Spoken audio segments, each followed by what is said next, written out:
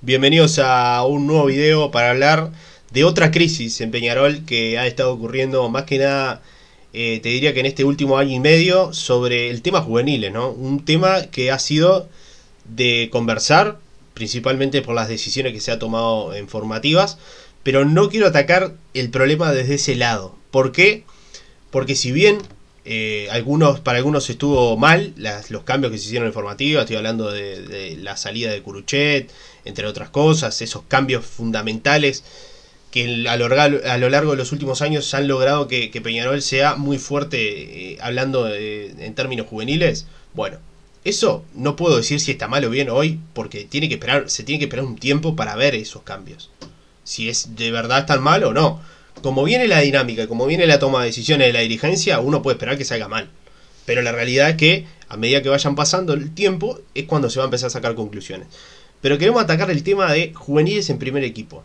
Los juveniles de Peñarol y el traslado hacia el primer equipo. O sea, el cambio que supone jugar tercera, cuarta a debutar en primera. El desarrollo, que es lo que está haciendo mal Peñarol. O sea, la inserción de los jugadores en el primer equipo, todo. O sea, esto influye el área deportiva, el cuerpo técnico, de todos lados. Acá hay parte de la culpa. Y vamos a hablar de todos los juveniles que han debutado, ¿no? Claro, y en parte hablando de los juveniles que tuvieron que debutar, son 7 jugadores que ha debutado esta era de Alfredo Arias.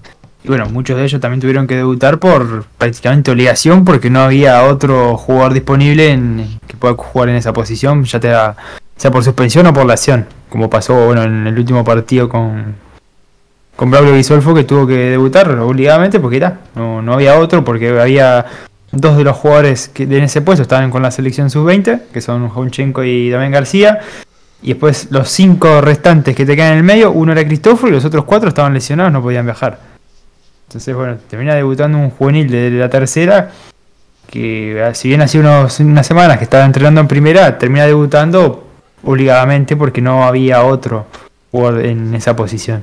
Exacto. Pero no es el único que debutó también de manera obligada, sino también hay que recordar a Nahuel Herrera, que también tuvo que tener minutos prácticamente de manera obligada porque no había jugadores para jugar aquel partido contra Deportivo Maldonado.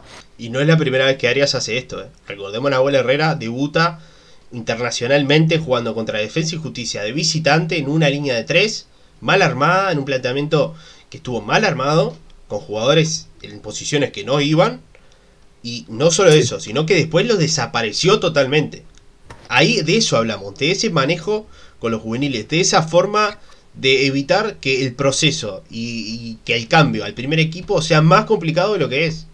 Esa falta de confianza que le han dado a los futbolistas, porque tanto Nahuel Herrera como Guisolfo, en el caso de Guisolfo, yo para mí ayer no fue un desastre ni mucho menos. Lo que pasa que es muy difícil sacar conclusiones de un equipo que jugó absolutamente mal en todas las líneas y que no puso resistencia. No puedo sacar conclusiones de un debut así.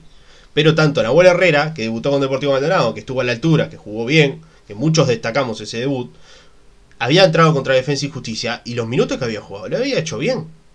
Lo que pasa tampoco jugó mal. Entonces, este sub y baja de emociones para el gurí, que es joven, que es un pibe, el ya acoplado a lo que tiene que ser pasar de jugar a nivel de juveniles a primera, la presión que tiene meterse la camiseta de Peñarol y jugar una Copa Internacional con el club, porque jugar una Copa Internacional con Peñarol hoy es mucho, pero mucho más. Hay una presión enorme por lo que significan los últimos años de Peñarol, desastrosos. Entonces, ese tipo de cosas son los que hacen que un juvenil se desarrolle mal, o en el peor de los casos, que no se logre desarrollar del todo en Peñarol y se termine yendo libre a otro equipo.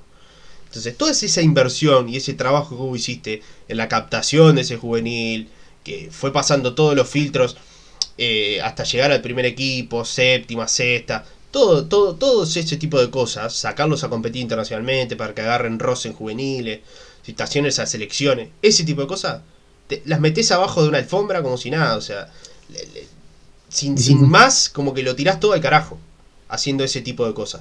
Y ha pasado con varios juveniles. Sin ir más lejos, Oscar Cruz, goleador histórico de formativas, el manejo con Oscar Cruz ha sido desastroso. O sea, ha sido totalmente desastroso.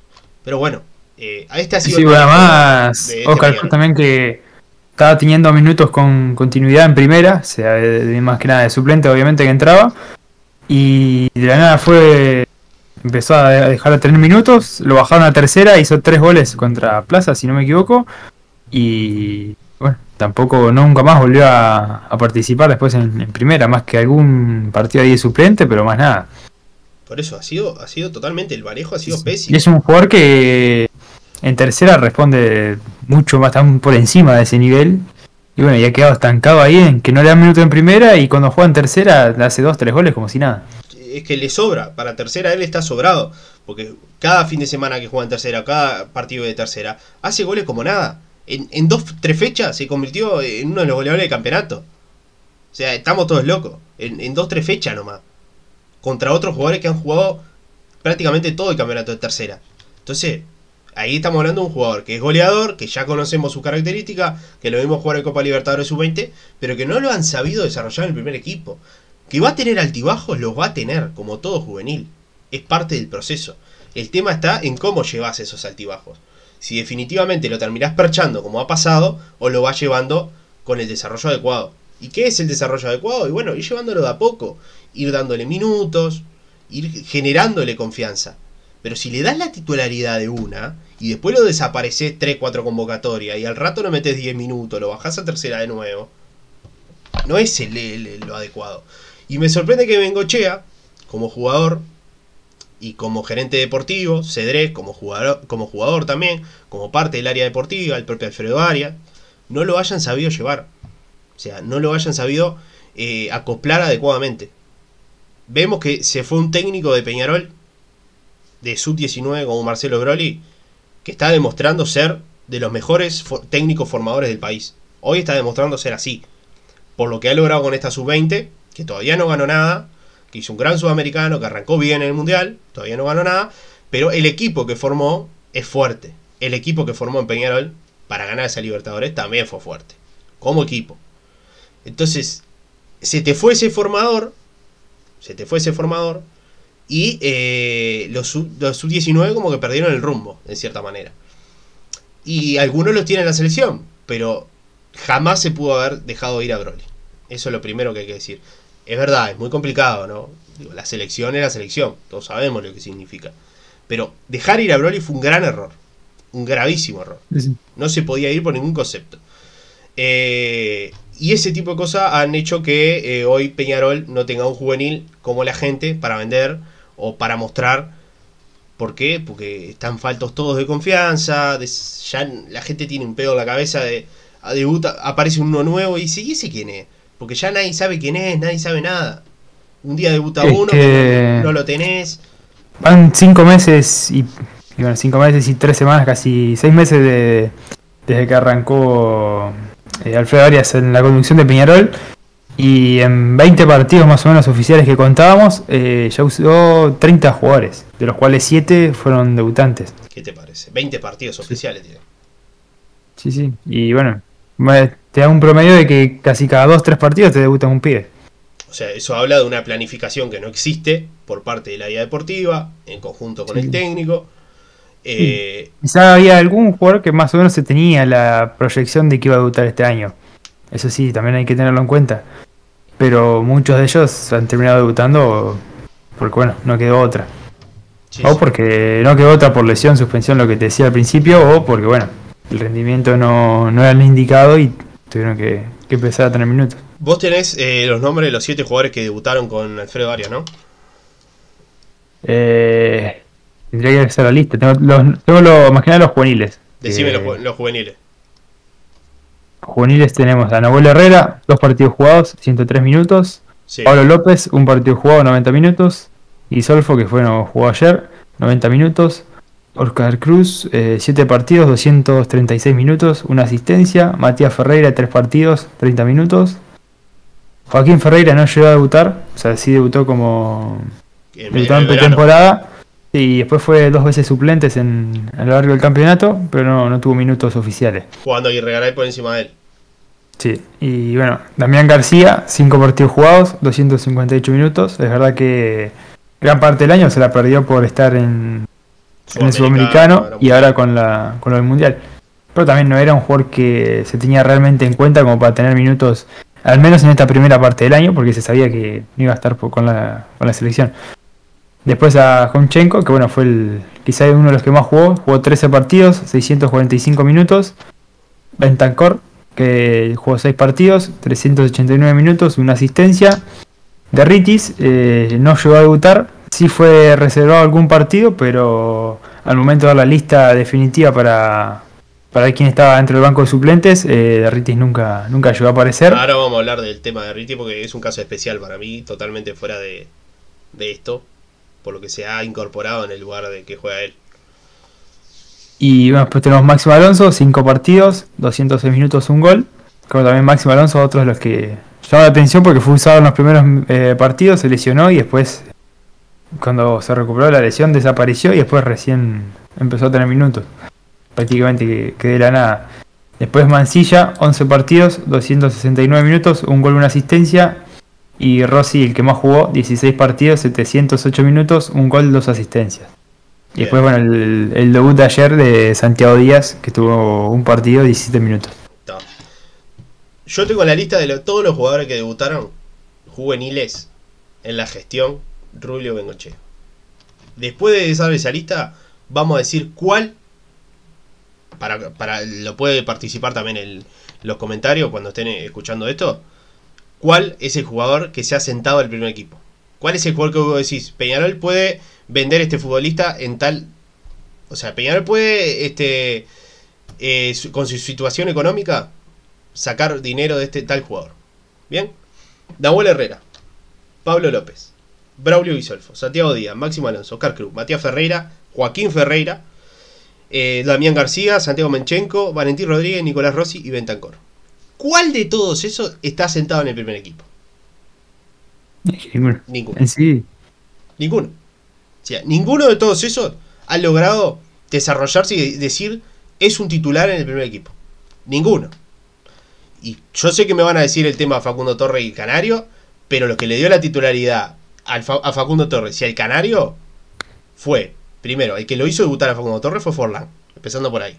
El que le dio la titularidad y la confianza al Canario fue Saralegui, que lo metía de titular por más que no le hacía un gol a nadie. Lo metía hasta que empezó a hacer goles. Empezando por ahí. Después es verdad que lo agarró la Riera y dentro de un esquema de juego diferente, hizo jugar a un Peñarol muy bien. Para muchos el mejor Peñarol a nivel internacional de los últimos años, el que mejor ha jugado. Todo muy lindo, los hizo brillar y terminar de explotar. Pero eso es parte del proceso. Eso lo hizo bien la Riera. O sea, es por ese lado, está bien, se hizo bien. Se los vendieron acordemente. Ahora, después de ahí, Peñarol, ¿qué jugador ha sacado que vos digas, se asentó el primer equipo y hoy es un titular indiscutido en el 11? Ninguno. Se han encargado de eso, de que ninguno sea titular indiscutido. Y cuando te haces debutar tantos juveniles y ninguno queda como titular indiscutido, porque unos pueden tener opinión dividida, para mí este tiene que ser titular, para mí este no, pero te puedo asegurar que ninguno llega a la conclusión, como si pasaba por ejemplo con Facundo Torres, que todos estábamos de acuerdo que tenía que ser titular.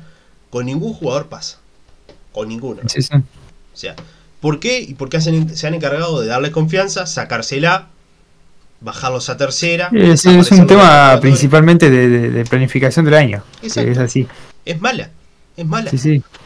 ¿Cuántas veces también en el mercado de pases se veía, ¿no? Que si iba a necesitar un golero, que si iba a necesitar un extremo, porque sabías que la Quintana se te iba a ir a mitad de año, incluso capaz que podíamos tener la esperanza de que bueno, se vaya en agosto, se fue mucho antes de lo esperado, y bueno, nos quedamos sin ese extremo por derecha y bueno, los fichajes no rindieron y ahí tuvimos que empezar a probar nombres hasta que alguien empiece a estar a la altura. De momento no se la ha encontrado, pero si un jugador no tiene una base de compañeros que lo apoyen, que los pueda más o menos guiar en cuanto al juego, tener un buen rendimiento, es muy difícil. Tenés que tener un juvenil que sea un crack para que pueda bancarse el juego del equipo él solo. ¿Qué es lo que está mal?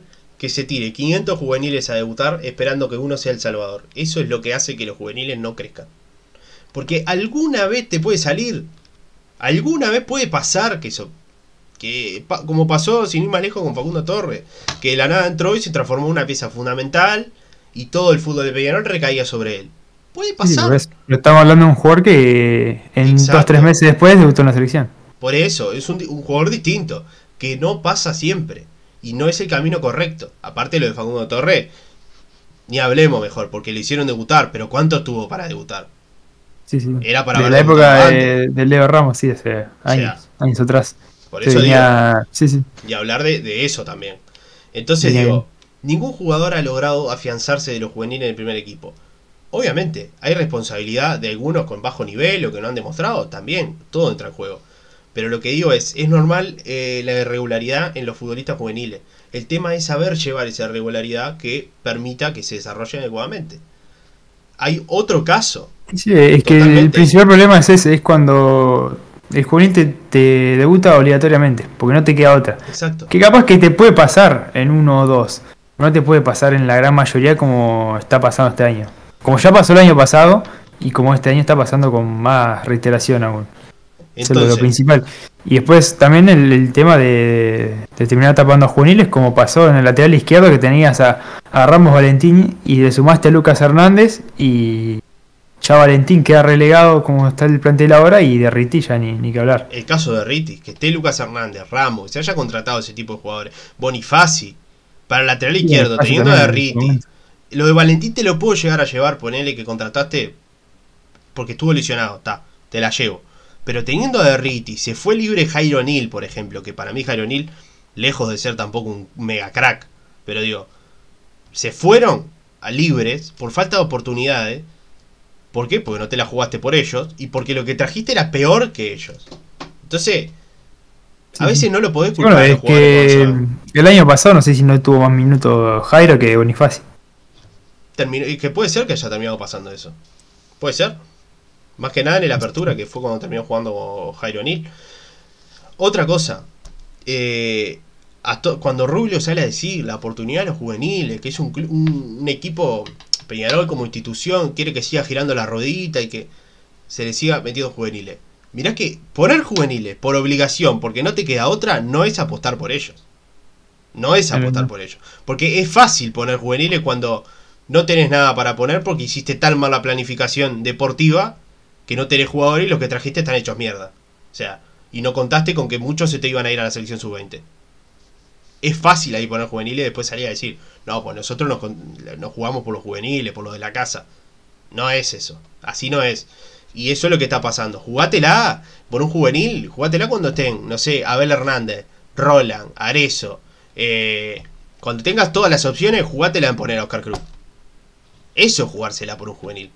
Ir dándole minutos, metiéndolo, así. Pero bueno, son cosas que no están pasando. De una manera que pueda acompañar al equipo y no que tenga que cargar. Como pasó con Rossi el año pasado, que era el único que jugaba.